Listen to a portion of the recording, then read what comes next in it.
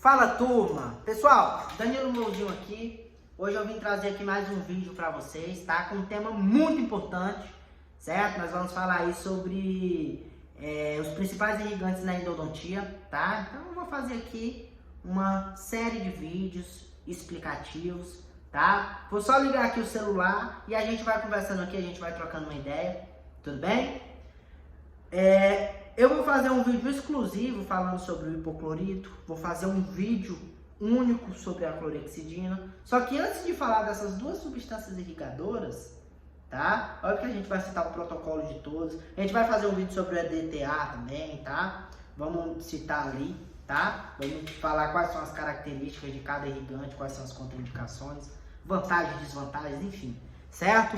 Antes de entrarmos nesse assunto, antes de entrarmos em cada irrigante, vocês precisam entender quais são os princípios básicos de uma irrigação, tá? Até onde a minha ponta de irrigação deve ir, qual ponta de irrigação eu devo usar, certo? Qual que é a melhor ponta de irrigação, quantos ml eu tenho que colocar em cada conduto, tá? Quais são as características de um irrigante ideal, isso a gente precisa saber. Certo? Aí, clorexidina e hipoclorito. Óbvio que o hipoclorito vai ter ali algumas contraindicações, mas na grande maioria dos casos, cara, de verdade, tanto faz. De verdade. Desde que você siga os princípios de irrigação, tá bom? Óbvio que a anatomia vai nos limitar em alguns passos, certo? Mas a gente vai até onde a anatomia nos permite. Primeiro tópico muito importante. Comprimento de trabalho de irrigação. Até onde minha ponta de irrigação deve ir no canal. Pessoal, 2 a 3 milímetros do comprimento de trabalho.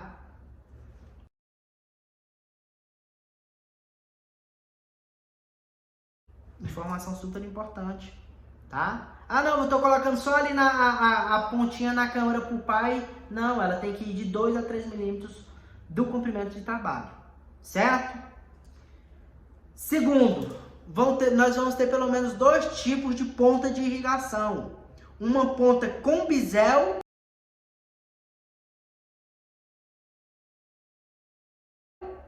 e a outra ponta sem bisel.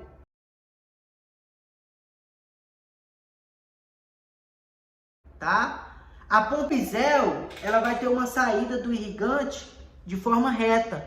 Então tem mais chance de extravasar para o periápice. A ponta que é biselada, ela tem uma saída para lateral. Então, geralmente o líquido ele sai por movimento de lateralidade, tá? Então a chance de extravasamento é bem menor. Então a nossa primeira escolha sempre vai ser ponta de irrigante que tenha bisel, Aqui no consultório eu tenho as duas, tá? Aqui tem a saída reta, geralmente eu uso para quando eu vou colocar o soro fisiológico, fazer a irrigação final com soro fisiológico. Tudo bem? Show de bola? Outra característica e outro princípio aí que seria bem interessante, a frequência da irrigação. Você tem que estar irrigando ali com muita frequência, entre uma linha e outra irriga, certo? Você tem que colocar no mínimo 2,5 ml de solução irrigante em cada canal. Esse é o mínimo, tá? Ah não, Danilo, minha auxiliar, ela foi pegar ali um material que estava esterilizando, foi abrir ali me dar um suporte ali, foi ligar a TV ali para colocar uma música ambiente. Cara, tá pensando, tá irrigando. A auxiliar saiu, irriga. Tá esperando alguma coisa acontecer, irriga. Tá pensando irriga. Você sempre tem que estar irrigando, tá? Que a irrigação é muito importante, certo? Show de bola? Quais que seriam as características de um irrigante ideal? Eu já vou adiantar para vocês que hoje, infelizmente, nós não temos um irrigante que tenha todas essas características, tá? Talvez um irrigante vai ter umas características, o outro irrigante que o outro não vai ter. Os dois vão ter características idênticas, mas ali vai ter uma ou outra característica que um tem e o outro não tem. Essa aqui o outro tem e o um tem, né? Quais que seriam as características ideais de um irrigante? Primeira e a principal, ação antimicrobiana. A grande maioria das sequelas pulpares e periapicais são causadas por bactérias. Vocês concordam comigo? A grande maioria das sequelas são causadas por bactérias. Então, quando a gente vai fazer um tratamento de canal, quando nós vamos fazer uma desinfecção, o nosso objetivo é ação antimicrobiana. Então, nós utilizamos a irrigação para isso também. Óbvio que vão ter outros tópicos, mas aí entra em outro princípio. Esse princípio já puxa outro. Olha o tanto que é importante, ação antimicrobiana. Como que eu vou conseguir uma ação antimicrobiana? Como que eu vou fazer uma descontaminação se o meu isolamento ele não foi bem feito? Se tá saliva misturando com hipoclorito ou com clorexina, não sei o que você vai estar usando, vai ter saliva misturando ali com a sua solução irrigante. Então aí já entram dois tópicos super importantes. Primeiro, a característica do irrigante, que tem que ter ação antimicrobiana, e segundo, o isolamento, ele tem que estar 100% absoluto. 100% absoluto, tá? Ó, nesse caso aqui, ó,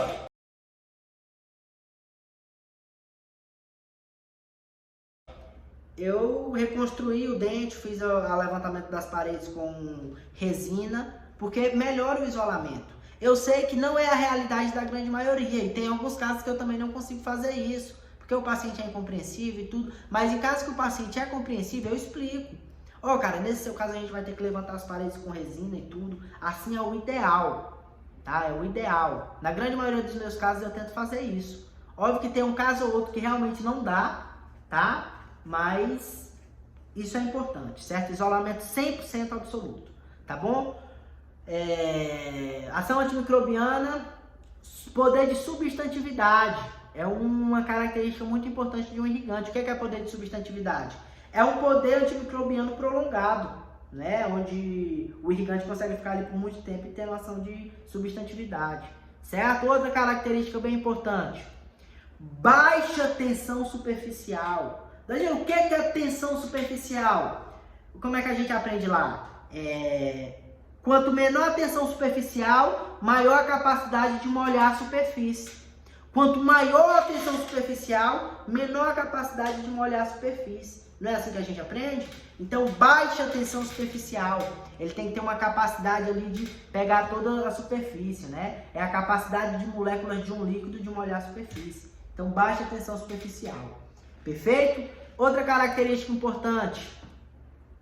Não pode ser tóxico para os tecidos periapicais. Bem importante isso. Muito importante. Não é isso? É bem importante isso aí. Tá bom? Outra característica importante, dissolver restos pulpares, né? Tecidos pulpares, tudo bem? Remover a esmieleia é uma característica, outra característica também bastante importante, tá? Ele deve se manter estável, certo? Então, em alguns casos, você pega o irrigante, que está em uma certa concentração, sei lá, vamos supor aqui, um exemplo. Você pega uma clorexidina não, você pega um hipoclorito a 5%. Você comprou ele na Dental a 5%. Mas quantos meses ele passou lá na Dental? Com certeza ele não está tão estável assim. Então, quando você vai colocar no seu paciente, talvez já está com 3, 2,5%, 1,5%, né? Dependendo do local de armazenamento. Certo? Então, o local de armazenamento influencia em alguns irrigantes. Tudo bem? Show de bola? Tipo de agulha, né? Que eu já falei sobre o tipo de agulha. Tudo bem? Chegou o paciente.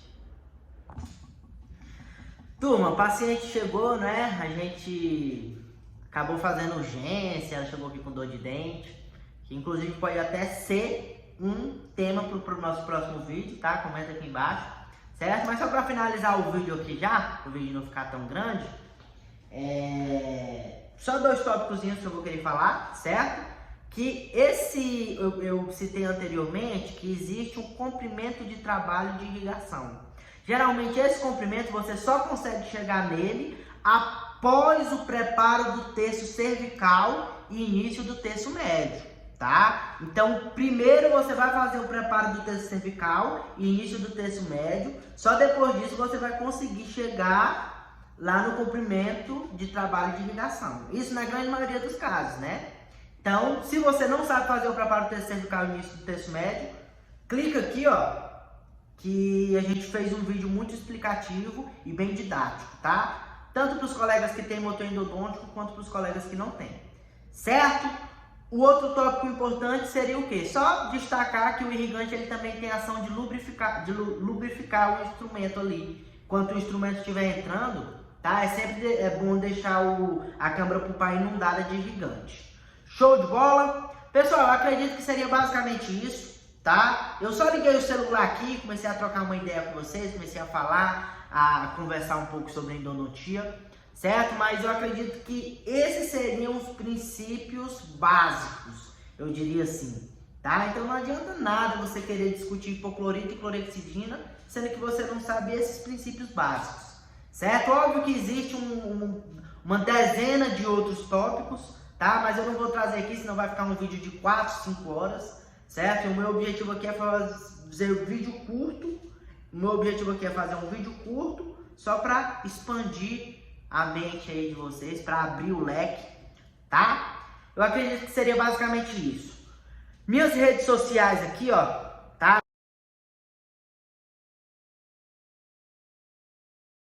Me segue lá, que eu sempre estou postando nos stories, no feed, enfim, eu estou sempre postando muito conteúdo de endodontia. Manda para algum amigo aí, certo?